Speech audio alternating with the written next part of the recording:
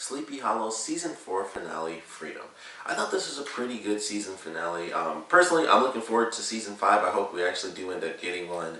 I mentioned this quite a few times and it's very appropriate for this season, but man, with the big change that they had, I personally felt they did a really great job with the new characters, with the new story, even the new location, because we aren't actually in Sleepy Hollow for most of the season. And I think they did a really great job with that. And this is a pretty fun finale, and we get some pretty interesting stuff going on. We actually get to see Henry taking on his father, which it turns out he really was evil the whole time. He wasn't really trying to trick Dreyfuss or anything like that. He was really evil. He was just able to kind of talk with his dad because, you know, as he mentioned, he's the version that, you know, Ichabod preferred to remember. Mostly he remembered him as evil, but he also still remembered him as the person who, you know, protected freedom above all else. And I thought that was pretty interesting. I was like, okay, that's kind of a simple way to do that. I kind of wish we got like a bit of an ending scene with Henry, but it didn't happen. Like all the guys just poof, they vanished. Like everybody just disappeared. So I was like, oh, well, that's kind of unfortunate that they basically just all teleport away. So we don't get to have kind of a resolution. Really, it was kind of just like we had that agreement, and then. And that was kind of it, you know, everybody disappears. Unless there's an entire scene that I just somehow missed, you know, they all just kind of disappear. So we don't get to have any sort of reflective type of moment where Henry is off, you know, to do something else random again. They all just vanish. So it's like, oh, well, that kind of sucks. Everybody just, you know, disappears once Dreyfuss is gone. But I like the way things played out. We actually have it where Laura is the one who convinces Job to actually betray Dreyfuss. Like he kind of warns them, or you know, gives them a clue to actually go to hell. And I thought that was pretty cool. And they go to see the devil, and I thought that was interesting. And you know, they talk about the devil and stuff, which was interesting because I mentioned this before. I think I mentioned this a few episodes back, like when they first brought the Headless Horseman again. I could have sworn they mentioned that like Moloch was the devil before or something like that, or maybe it was like just that's a term they use or something like that, you know, because when the devil was talking, he was like, I'm the devil you know and many that you don't. I was like, I don't know, that could be, you know, in a literal sense, I don't know. But I always thought they like specifically mentioned that Moloch was the devil kind of back in like, you know, either the last season or the one before that, like season 2, I felt like they mentioned Moloch is the actual representation of the devil. So I don't know, maybe I'm remembering it wrong, or maybe they just totally switched it up and they forgot they said that. But you know, they go to see the devil. Excuse me. I like his design. I thought it was cool that he had like the half-burnt face, just because it was like, well, either he's a dude in an all-white suit, or we do something random and we just make him look like Two-Face or something. So I like the outfit that they had for him, or the design for his face specifically, and it was pretty simple. They first, you know, they do this spell, and they end up going to.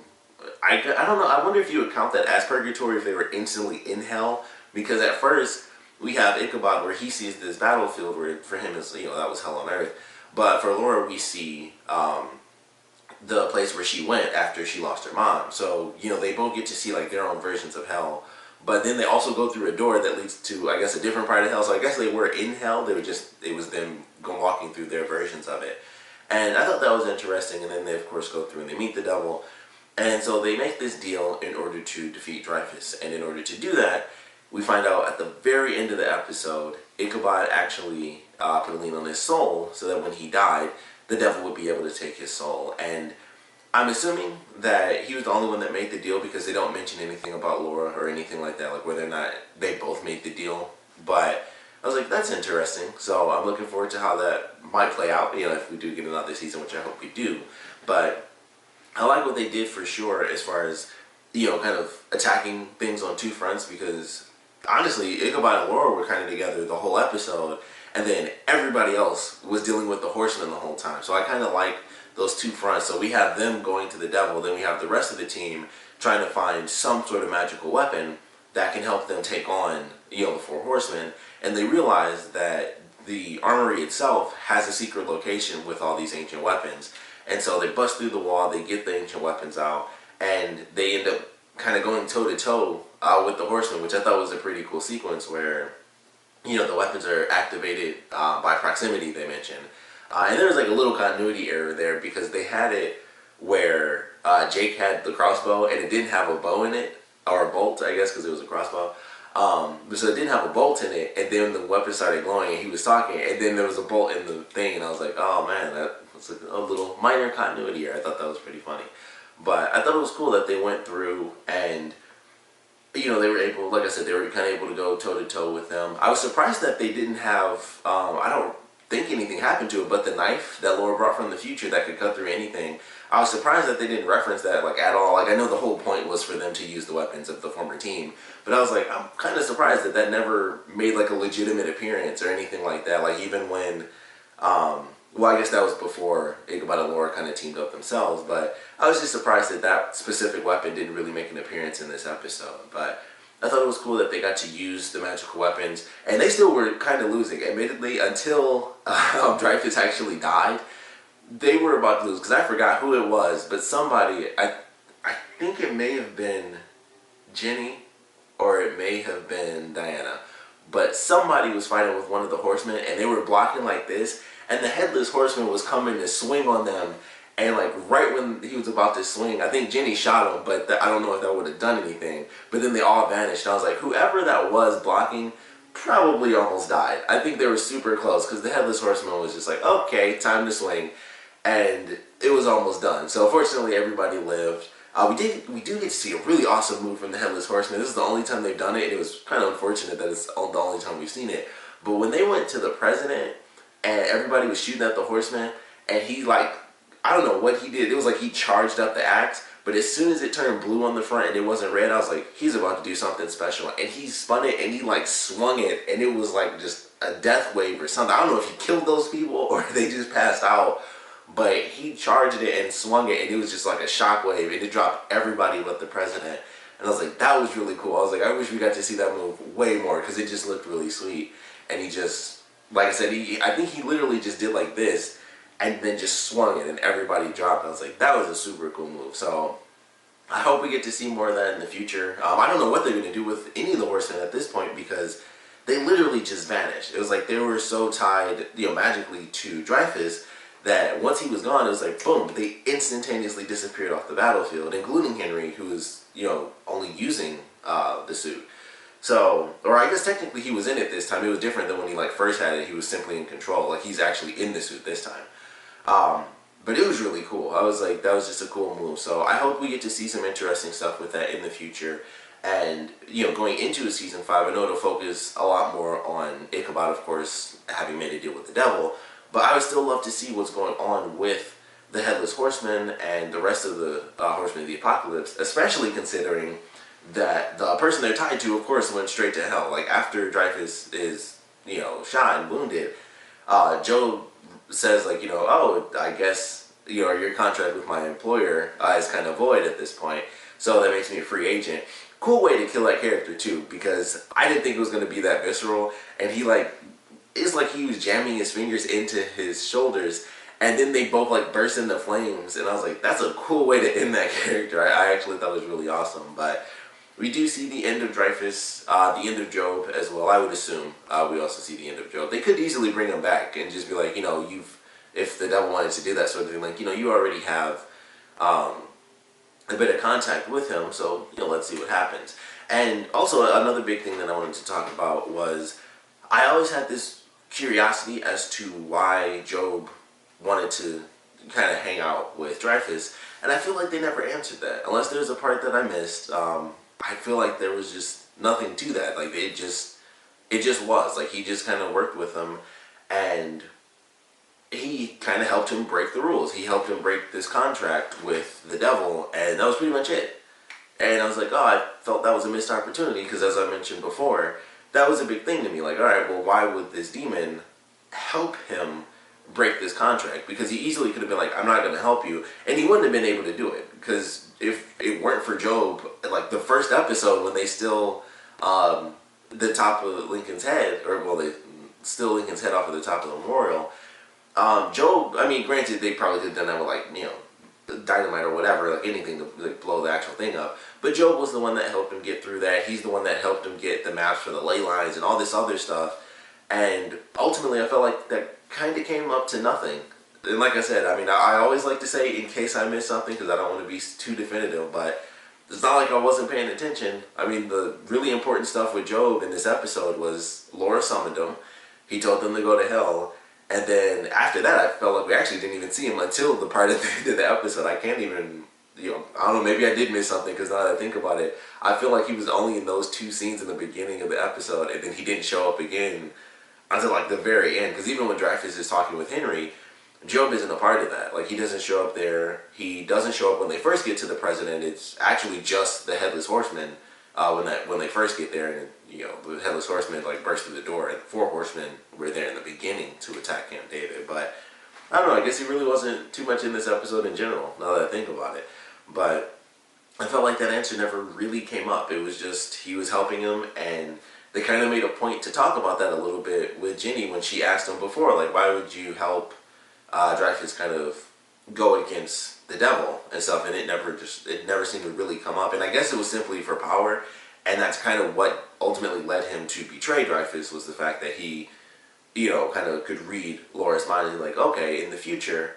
I just get tossed aside, and he's immortal, so I kind of screw up on my deal, and I'm just kind of, tossed aside, and I have nothing to do anymore. So, I don't know, I just thought it was interesting. I was like, I feel like it was never answered in like a really definitive sort of way. It was just like, we kind of have to make up our own assumptions. Like, I guess he was there to have more power than he would have simply as, a demon that, makes contracts or, makes sure people follows them. So I just felt like that was the one big thing that was missing, was like a definitive answer from that. But otherwise, I enjoyed this episode for sure. I think they did some really good stuff with the action. Of course, always the little bit of history lessons here and there. Ichabod wasn't the one to do it this time. They always have a couple of episodes in there where it's not Ichabod that causes the flashback. So that was cool. They actually talk about the archive, not the armory. So that was pretty cool. We get to see that, and they talk about Betsy Ross when they do the painting and stuff. It's like, we can't have anyone know that she was there. It's like, but keep the tricorder hat or the trihorn hat so that we have some clue for future generations. I was like, that was a cool little tie-in to like how some of the random stuff that they figured out over time. Like, this picture has a guy, but he wears a very specific hat or this or that. So I was like, that's a cool little tie-in to some of the things that they did in the past. So I really appreciated that for sure. But there was a nice little flashback, of course, them leading them to the weapons, and some of the action sequences. They were pretty decent. Nothing super insane. I think they were kind of lesser than some other really cool action sequences that we've had. It just, some of the moments were pretty cool, like the Headless Horseman taking out all those people. And just the fact that they were going hand in hand with some of the horsemen was pretty interesting. I was surprised, admittedly, with Alex. I was like, okay, I felt she was really holding her own way more than I personally felt she should have been able to. Like, her and Jake, I don't think should have like really great combat skills, but at the same time, she has some weird skills. Like, it took me back when she was fighting to when Ichabod first broke into the armory, and she grabbed a lamp and just broke it on the ground and like touched the tip to light it and make it like a tasing spear.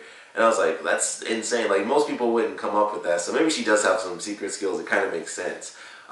So it was cool to see that. But also, of course, we have the relationship stuff between Alex and Jake. And Alex is able to officially say how she feels. And so it was pretty simple. It was one scene. They do have like 2 scenes because they talk about it a bit earlier in the episode. But she's able to admit it. And that's pretty much it. It's said and done. They kiss. I don't know if Jake is still dating that other woman, so I don't know how weird that was, but he seemed cool. I forgot if they were still dating or not. But that's something that we could potentially look forward to in the next season. And considering the characters and how, they've known each other for so long anyway, I feel like it would almost be exactly the same, except they would kiss more. Like, I feel like it wouldn't really change anything in the show for these 2 characters to get together. It's not like with other shows where it's like you have these characters that are so drastically different, and then after like 3 or 4 seasons they end up together. It's like, wow, that's a big change. For them, I think it's just a cool little progression where it's like, it's different for the next season, especially considering this is the first season and they've gone to the point of them having a relationship by the end, or beginning to start one.